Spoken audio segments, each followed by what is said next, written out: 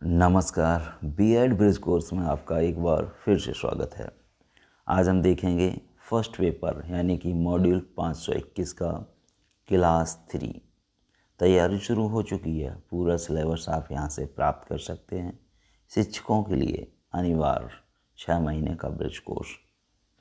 संपूर्ण जानकारी मिलेगी कैन वाला 2 यूट्यूब चैनल पर। बने रहिएगा हमारे साथ। ब्रिज कोर्स का सिलेबस लेने के लिए व्हाट्सएप पर संपर्क करें, ग्रुप को ज्वाइन करें। व्हाट्सएप नंबर आपके सामने दिखाए जा रहे हैं। चलिए शुरू करते हैं आज के इम्पोर्टेंट क्वेश्चन। जो पेपर फर्स्ट है उसका नाम है प्रारंभिक शिक्षा, संदर्भ, सरोकार और चुनौतियाँ। इसके एक वीडियो में हमने कुछ क्वेश्चन आंसर देख लिए थे, 20 क्वेश्चन आंसर। पिछला वीडियो आपने नहीं देखा है तो आप उसे ज़रूर देखें। अब हम लोग देखेंगे लघु उत्तरी क्वेश्चन, जो कि इम्पोर्टेंट क्वेश्चन है और आपके पेपर में लघु उत्तरी क्वेश्चन 5 अंक का आएगा। लघु उत्तरी क्वेश्चन है वो 5-5 अंक के आएंगे। तो आज का पहला क्वेश्चन है राष्ट्रीय पाठचर्या रूपरेखा NCF 2005 के बारे में बताइए। क्या है राष्ट्रीय पाठचर्या रूपरेखा NCF 2005? समझते हैं इसके बारे में। राष्ट्रीय पाठ्यक्रम संरचना का विषय शिक्षा व्यवस्था के लिए हमेशा से ही महत्वपूर्ण और अनिवार्य रहा है। प्रत्येक देश की तरह भारत में भी एक ऐसे पाठ्यक्रम की परिकल्पना की जाती रही है जो कि शिक्षा प्रणाली में गुणवत्ता एवं क्रांतिकारी बदलाव ला सके। भारत में अनेक भाषाएं, सभ्यताएं, संस्कृतियां, धर्म, जाति एवं संप्रदाय प्राचीन काल से रही हैं। ऐसे देश में राष्ट्रीय पाठ्यक्रम की ज़रूरत प्राचीन काल से ही अनुभव की जाती रही है।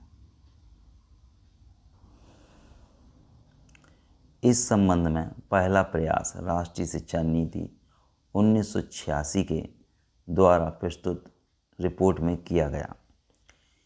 इस रिपोर्ट में राष्ट्रीय पाठ्यक्रम संरचना की आवश्यकता एवं महत्व को विशेष रूप से प्रदर्शित किया गया।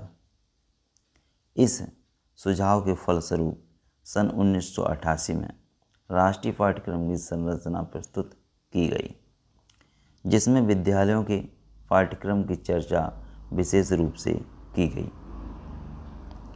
राष्ट्रीय शैक्षिक अनुसंधान एवं प्रशिक्षण परिषद, जिसे NCERT भी कहते हैं, इसने इस क्षेत्र में अपने प्रयासों को निरंतरता प्रदान की तथा इसके परिमार्जन स्वरूप को विकसित करने में कई प्रयास किए। NCERT के अथक प्रयासों के फलस्वरूप राष्ट्रीय पाठ्यक्रम की संरचना का परिमार्जन एवं गुणात्मक स्वरूप 2000 में प्रस्तुत किया गया। इसे राष्ट्रीय पाठ्यक्रम संरचना 2000 के नाम से जाना गया। इसे राष्ट्रीय पाठ्यक्रम संरचना 2000 के नाम से जाना जाता है या जाना गया। इस प्रकार राष्ट्रीय पाठ्यक्रम संरचना सन 2005 से पूर्व राष्ट्रीय पाठ्यक्रम संरचना 1988 तथा राष्ट्रीय पाठ्यक्रम संरचना 2000 का स्वरूप प्रस्तुत किया गया। इस प्रकार ज्ञात होता है कि राष्ट्रीय पाठ्यक्रम के स्वरूप के संदर्भ में विचार विमर्श एवं इसके निर्माण की प्रक्रिया का कार्य प्रारंभिक काल से ही चल रहा है। राष्ट्रीय पाठ्यक्रम 2005 में समाहित बिंदु। NCERT का विचार था कि कोई भी पाठ्यक्रम पूर्ण एवं निश्चित नहीं होता है। समय की धारा के परिवर्तन के साथ साथ पाठ्यक्रम में भी बदलाव किए जाने चाहिए। पाठ्यक्रम में हमेशा विकासात्मक प्रक्रिया में रहता है। समाज के विकास की प्रक्रिया के अनुरूप ही राष्ट्रीय पाठ्यक्रम के विकास की प्रक्रिया भी होती है। इस धारणा को कार्य रूप में परिवर्तित करते हुए NCERT के तत्कालीन अध्यक्ष ने राष्ट्रीय पाठ्यक्रम संरचना सन 2005 को प्रस्तुत किया, जिसमें राष्ट्रीय पाठ्यक्रम सन 1988 एवं राष्ट्रीय संरचना सन 2000 के विषयों को परिमार्जित, क्रमबद्ध एवं सुसंगठित रूप से प्रस्तुत किया गया। इसके साथ साथ इसमें नवीन विषयों को भी शामिल किया गया। राष्ट्रीय पाठ्यक्रम 2005 में समाहित बिंदु निम्नलिखित हैं। अब यहाँ से क्वेश्चन बन सकता है कि राष्ट्रीय पाठ्यक्रम 2005 में समाहित बिंदु कौन कौन से हैं। तो ये क्वेश्चन है, इससे शॉर्ट और वेरी शॉर्ट कई सारे आंसर बन जाएंगे, इसलिए ये क्वेश्चन बहुत ही इम्पोर्टेंट है। पिछली बार ये क्वेश्चन एग्ज़ाम में आया था। चलिए देखते हैं कौन कौन से बिंदु हैं 2005 में राष्ट्रीय पाठ्यक्रम में। नंबर 1, भाषीय शिक्षा का समावेश, यानी कि जो भाषीय शिक्षा है उसका समावेश होना चाहिए। नंबर 2, अभिभावकों की सहभागिता होनी चाहिए। नंबर 3, रुचिकर शिक्षा प्रणाली होनी चाहिए। नंबर 4, सामाजिक भावनाओं का समावेश। नंबर 5, मानवीय मूल्यों का समावेश। नंबर 6, राष्ट्रीय एकता का समावेश। नंबर 7, बिना बोझ की अधिगम प्रक्रिया का समावेश। नंबर 8, पूर्ण कार्यक्रम का समावेश। नंबर 9, सामान्य पाठशालाओं की व्यवस्था। नंबर 10, विद्यार्थियों का स्वतंत्र विकास।